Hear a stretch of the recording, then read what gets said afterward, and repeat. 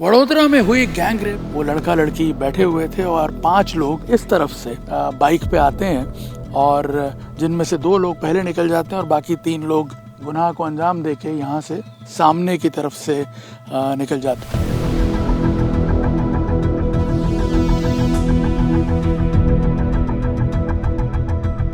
वडोदरा में हुई gang rape की घटना को सुलझा पाना पुलिस के लिए इसलिए भी एक बहुत बड़ी चुनौती बन गया था क्योंकि जो सीन ऑफ क्राइम है जिसमें इस वक्त हम खड़े हुए हैं, आप देखिए ये पूरा जो नया टीपी का इलाका है भाईली एरिया में, और यहाँ आप देखिए दिन के समय में भी अगर ये इलाका इतना वीरान पड़ा हुआ है तो रात के समय पे किस प्रकार की स्थिति रही होगी, जहाँ एक स्ट्रीट लाइट तक नहीं है।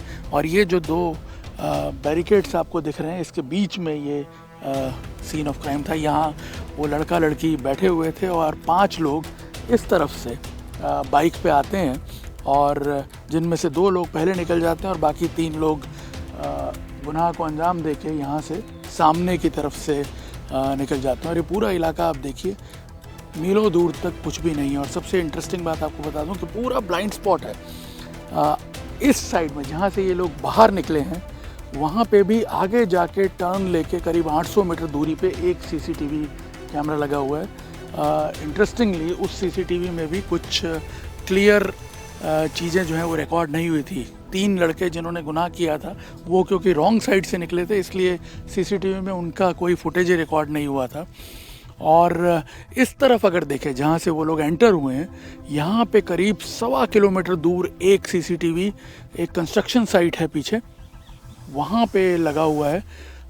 लेकिन उससे भी कुछ ये क्लियर जो फैक्ट है वो एस्टेब्लिश नहीं हो रहा था कि यही 5 लोग यहाँ आए होंगे, क्योंकि बहुत सारा टेक्निकल इनपुट पुलिस ने इकट्ठा किया जिसके बाद एक कंक्लूजन पे पहुँच पाई पुलिस। लेकिन अगर यहाँ आप देखें तो इस स्पॉट पर पुलिस के जो हायर ऑफिसर्स हैं उन्होंने खुद रात को उसी समय पे आके जब देखा सारे सीन ऑफ क्राइम को, तब कुछ भी जज कर पाना मुश्किल था। और सबसे बड़ी बात ये कि जो दोनों विक्टिम हैं वो भी जो गुनहगार थे उनके प्रॉपर डिस्क्रिप्शन नहीं दे पा रहे थे, उनकी बाइक्स के डिस्क्रिप्शन नहीं दे पा रहे थे। ऐसे में पुलिस के लिए उन तक पहुंच पाना, गुनहगारों तक, एक तरह से पूरी तरह क्लूलेस थी पुलिस। लेकिन उसके बाद फिर इन्वेस्टिगेशंस का पूरा एक दौर शुरू हुआ और 3-4 दिन तक लगातार पुलिस बिना सोए लगी रही जो तथ्य थे उनको खंगालने पर। जब ये घटना बनी और विक्टिम जहां अपने फ्रेंड के साथ थी, वो जगह जैसा कि आपने भी बताया कि बहुत ही सुनसान जगह है और रात के टाइम पे जो घटना का समय है वो 11 साढ़े 11 बजे से लेकर 12 बजे तक है। तो इतना ज़्यादा अंधेरा वहाँ पे है कि अपने को इवन 2-4 फीट के अंतर पे आदमी को देखना और उसके लिए भी तकलीफ हो रही थी। इस पूरी चीज़ को एक्चुअल में स्टडी करने के लिए मैं और मेरी टीम, हमारे एसपी और पूरी इन्वेस्टिगेशन की टीम, हम लोग एक्चुअल टाइम पे जब बनाव बना है उस पे वहाँ गए। वहाँ पे बहुत बारीकी से हर चीज़ को चेक किया गया, देखा कि अंधेरा कितना है, वहाँ से एंट्री एग्जिट के क्या पॉइंट्स हैं। इसके अलावा जो ह्यूमन इंटेलिजेंस हमको मिल रही थी वो भी पैरेलली डेवलप की जा रही थी। वहाँ से हमको एक ऐसा क्लू मिला, एक आरोपी का चश्मा वहाँ पे मिला आधा टूटा हुआ। तो वो चश्मे से हमको आरोपी की प्रोफाइल का बहुत क्लियर आइडिया लग गया। वडोदरा पुलिस ने जब इस गैंग रेप की गुत्थी को सुलझाने का सिलसिला शुरू किया तो सबसे पहला सुराग यहाँ इस कंस्ट्रक्शन साइट पर लगे इस सीसीटीवी कैमरा से मिला, जिसमें इस कैमरे के सामने से 2 बाइक जिन पर 5 लोग सवार हैं वो जाते हुए देखे। हालांकि इमेजेस जो थी वो क्लियर नहीं थी, लेकिन आपको बता दें कि जहाँ ये घटना हुई उससे करीब 1.25 किलोमीटर दूरी पे ये सीसीटीवी कैमरा जो है यहाँ लगा हुआ था। आगे भी एक और कंस्ट्रक्शन साइट है लेकिन उसके सीसीटीवी कैमरास का कोई रिकॉर्ड अवेलेबल नहीं था। यहाँ इस रोड से ये जो आरोपी हैं वो पास होते हुए गए।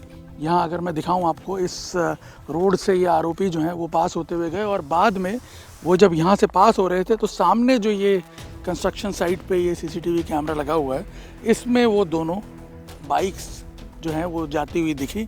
हालांकि इमेजेस बहुत क्लियर नहीं थी, 5 लोग कौन हैं ये पता नहीं चल पा रहा था, लेकिन इतना एस्टेब्लिश हो गया कि 5 लोग थे, 2 बाइक थी और इसी रोड से वो गए थे।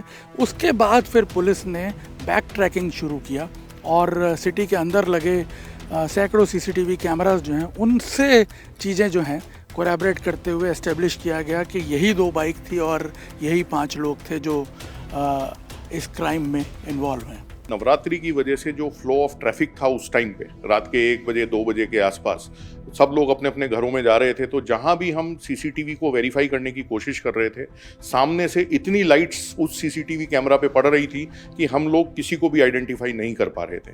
इसलिए जो मैंने बताया कि पूरा रूट पे हमने अलग अलग जगहों के जो टावर डंप्स लिए और उस डंप डाटा का एनालिसिस से हमने जो कॉमन नंबर्स निकाले, उसमें से हमको लिंक मिलते मिलते एंड बाइक भी जो है मूवमेंट एक जैसे क्लू मिला तो वो साइड से जा रही है, तो उसमें भी हम उसका नंबर नहीं देख पा रहे थे और ये सब, तो ये इतना बड़ा चैलेंज था।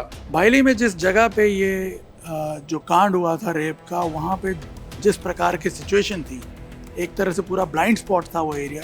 ह्यूमन इंटेलिजेंस का बहुत ज़्यादा सपोर्ट नहीं मिल रहा था पुलिस को, तो टेक्निकल इंटेलिजेंस का सहारा लेना पड़ा और एक सीसीटीवी कैमरा से जो एक क्लू मिला था, उसके बाद पुलिस ने पूरे शहर के सैकड़ों सीसीटीवी जो हैं उनको खंगालना शुरू किया उस इलाके के।